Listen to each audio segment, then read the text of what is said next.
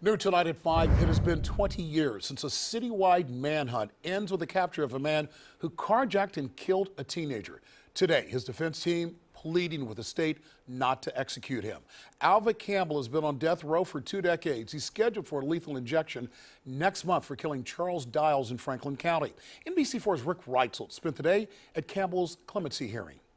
A recent picture taken of Alva Campbell while he was in prison shows a frail man using a walker, and his defense team says the state has failed him all along, from childhood abuse to foster care and then prison system, and they're asking the parole board to recommend that he not get the death penalty. By the time he was 10, he was broken, and he is broken, and he's not going to be repaired, and he shouldn't be out.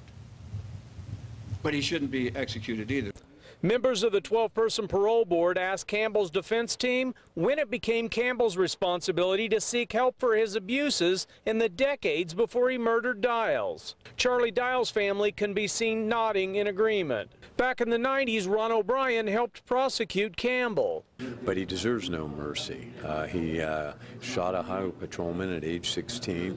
He later shot and killed a bar owner in Cleveland in an armed robbery.